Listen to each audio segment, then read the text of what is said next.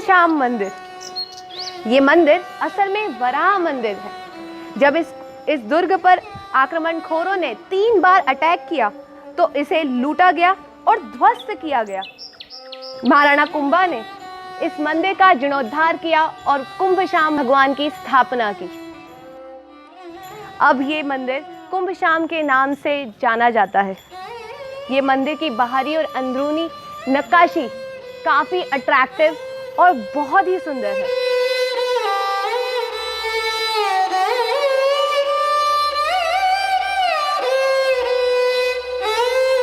कुंभशाम मंदिर के बाजू में बसा ये छोटा सा मंदिर उसी समय का है। कहते हैं कि समय के रहते महाराणा सांगा ने इस मंदिर का जीर्णोद्धार करवा के इसमें श्री कृष्ण की प्रतिमा स्थापित करके अपनी पुत्र वधू मीराबाई को भक्ति करने हेतु दिया था।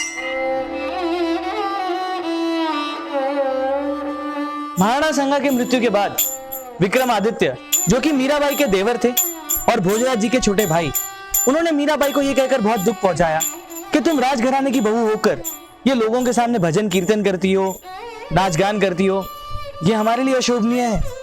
इसीलिए उन्होंने मीराबाई को मारने के लिए इस मंदिर में जहर और फूलों की टोकरी में जहरीला सांप भेजा था।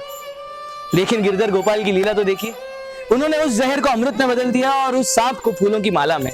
कहते हैं कि अत्याचार बढ़ जाने के बाद आकाशवाणी से स्वयं श्री भगवान कृष्णा ने मीराबाई को वृंदावन आने का न्योता दिया था। फिर क्या था, मीराबाई चल पड़ी वृंदावन की ओर। श्री कृष्ण और मीराबाई की यह प्रतिमा बाद में स्थापित की गई है।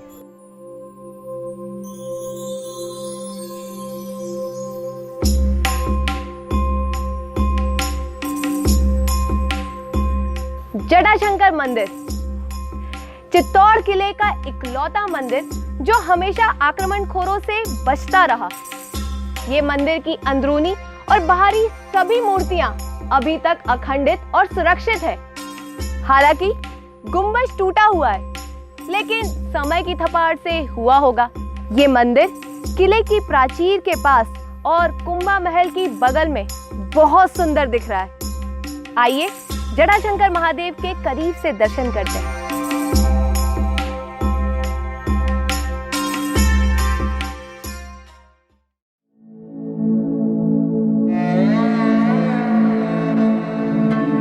जी हाँ, महाराणा कुंभा ने मालवा के सुल्तान महमूद खिलजी को हराकर उस ऐतिहासिक विजय के उपलक्ष्य में सन 1440 में इस विजय स्तंभ की नींव रखी थी। राव जैता और उनके तीनों पुत्रों के अथाक परिश्रम के बाद सन 1448 में ये विजय स्तंभ तैयार हुआ था। मतलब 570 साल पुराना ये आज तक स्तंभ खड़ा है और हमारे शहर की बिल्डिंग 40-50 साल में ढह जाती है। ट्रू आंटी, हाँ, ये 9 मंजिला टावर 122 फीट ऊंचा है और इसके टॉप तक जाने के लिए हमें 157 स्टेप्स चढ़ने होते हैं। लेकिन इसकी खास बात तो ये है कि इसके हर स्टेप पर रामायण महाभारत के पात्रों की मूर्तियां बनी हुई है और उस हर मूर्ति के नीचे कुछ ना कुछ जरूर लिखा हुआ है। ये बहुत ही देखने जैसा महालय है। तो हम अंदर जा सकते हैं? Yes, why not? तो जल्दी चलते हैं।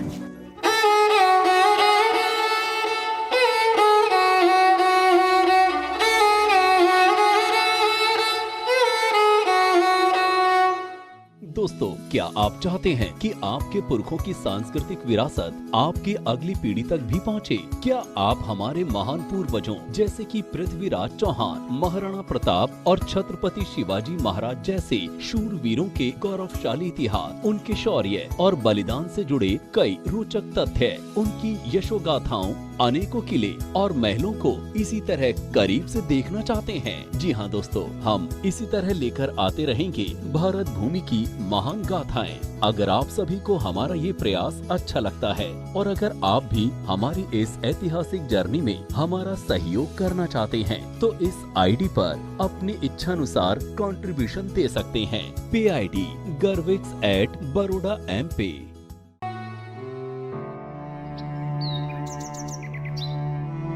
यह है जौहर स्थल।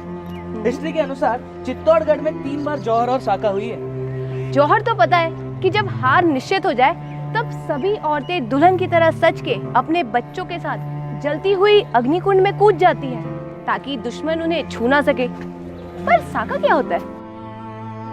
जब राजपूत राजाओं को यह एहसास हो जाता था कि अब जीतना नामुमकिन है, तब जौहर और साका का डिसीजन लिया जाता था। सबसे पहले राजपुतानियां जौहर विधि करती थी। ये विधि लगभग रात को ही हो जाती थी। उसके बाद अगली सुबह वीर योद्धा उस जौहर की राख से तिलक करके अपने दरवाजे खोल देते थे और दुश्मनों पर टूट पड़ते थे।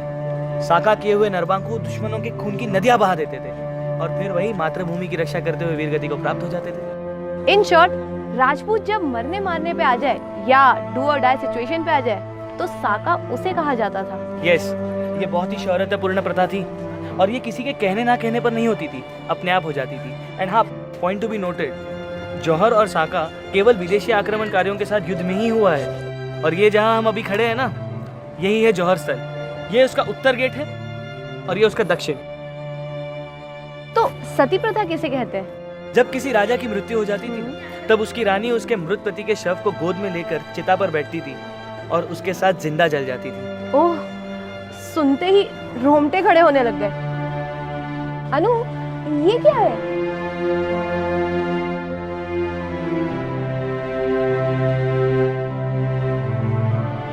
अनु, इतनी सारी मूर्तियां और वो भी खंडित।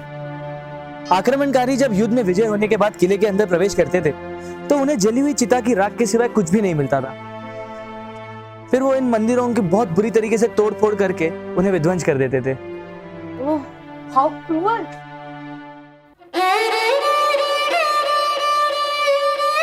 यहाँ मिले शिलालेख से पता चलता है कि ये मंदिर समाधीश्वर महादेव जी का मंदिर है।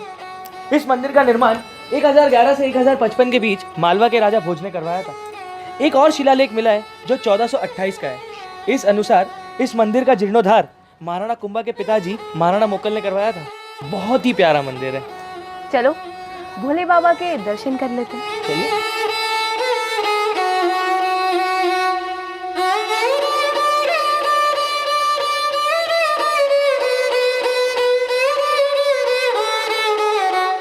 शिव जी का ये मंदिर बाहर से जितना खूबसूरत है, अंदर से कहीं ज्यादा सुंदर है ना अनु? चले। चलो।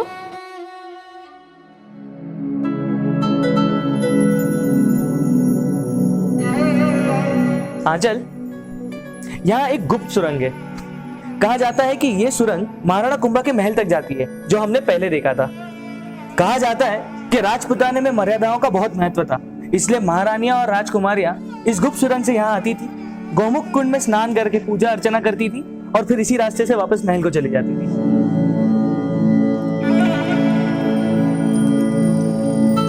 वाओ, क्या सुपर्ब नजारा है। अरे, ये पानी कहाँ से आ रहा है? आंची, ये प्राकृतिक रूप से अविरत बहने वाला झरना है जो सदियों से ऐसे ही बहता जा रहा है और बहते हुए शिव जी को जलाभिषेक भी करता है। और ये पवित्र झरना शिव जी का जलाभिषेक करता है, उसके बाद कुंड में गिरकर वाटरफॉल के रूप में किले के बाहर झरने जैसा बहता है। बहुत ही सुंदर नजारा बनाता है। Yes, very beautiful.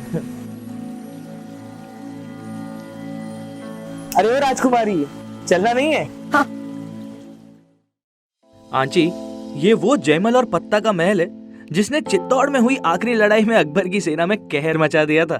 कहते हैं कि अकबर ने कायराना तरीके से संग्रामी बंदूक से गोली मार के जयमल को अपाहिज कर दिया, वरना ये दोनों मिलकर अकबर की पूरी सेना की कब्र यहीं बना देते।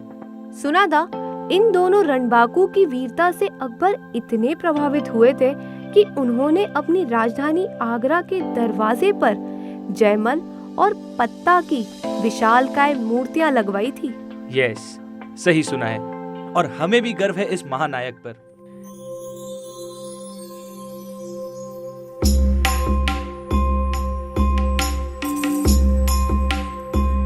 हाँ जी, कालिका माता का ये मंदिर एक्चुअल में एक सूर्यदेव मंदिर था। इतिहासकारों के अनुसार ये मंदिर 8वीं या 9वीं सदी में बनाया गया था। चित्तौड़ में हुए हमले के समय में सूर्यदेव की ये प्रतिमा नष्ट कर दी गई होगी और ये कालिका माता की प्रतिमा आगे जाके स्थापित की गई है। इस मंदिर की बनावट और मूर्तियों से ये साबित होता है कि ये जरूर सूर्य मंदिर रहा होगा।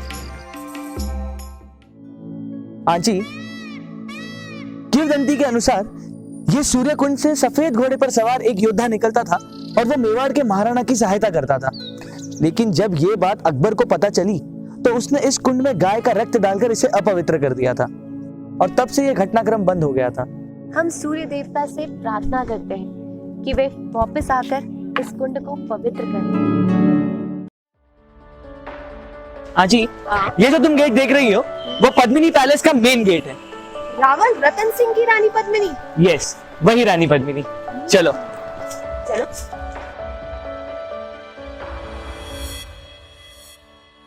ये रानी पद्मिनी के बॉडीगार्ड्स के रहने की जगह थी।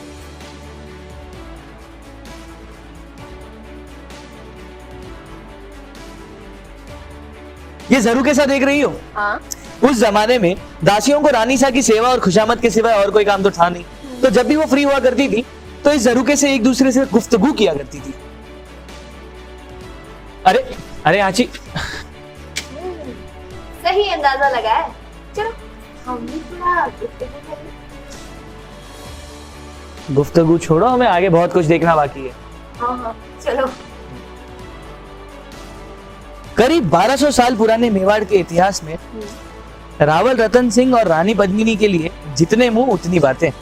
लेकिन सच्चाई तो यह है कि रावल शाह एक बहादुर और कुशल राजा थे और रानी पद्मिनी ना ही केवल सुंदर थी बल्कि वो वीरांगना और बुद्धि चातुर्य की ज्ञाता भी थी।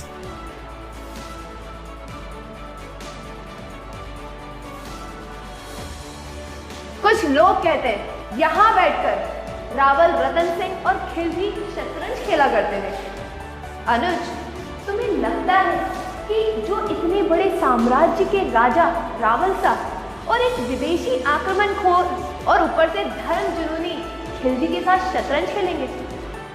मैं तो नहीं मानती।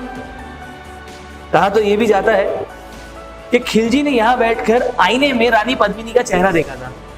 मैंने यहाँ के लोगों से बातचीत की थी तो किसी ने ऐसा कहा कि ये सारी कहीं सुनी बातें हैं, और एक जन ने तो यह भी कहा कि उस जमाने में शीशे का इन्वेंशन ही नहीं हुआ था।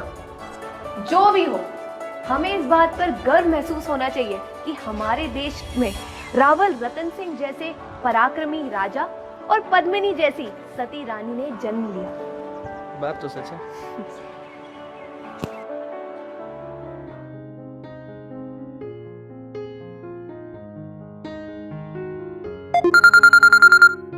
हेलो दादी, मैं कैसी लग रही हूँ?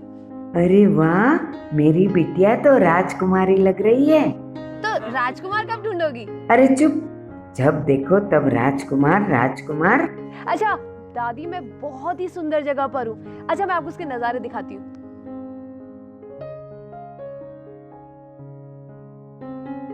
अरे अनु, इधर आओ, मेरी दादी से बात करो।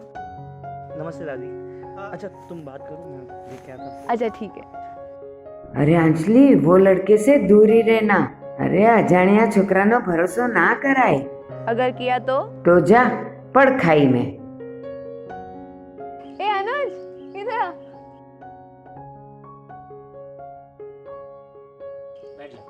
पता है दादी कह रही थी तुझ पे भरोसा नहीं करना चाहिए। हाँ, भरोसे के लायक नहीं हूँ, सच कह रहा हूँ। हाँ, हम जैसे लड़के हैं ना, जवान लड़कियों को किडनैप कर लेते हैं। चल।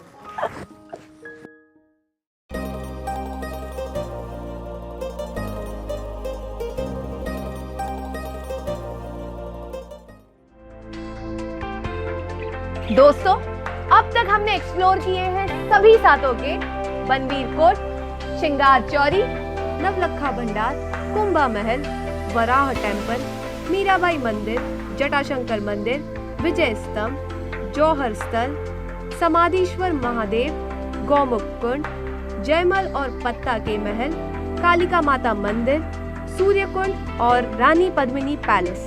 And now we are going to explore Bhagsi, Mohar Magri, गोरा और बादल की हवेली, सूरज पोल, जैन कीर्ति स्तंभ और जैन मंदिर, भामाशाह हवेली, मोती बाजार, राणा रतन सिंह का महल और आधुनिक चित्तौड़गढ़ की सिटी।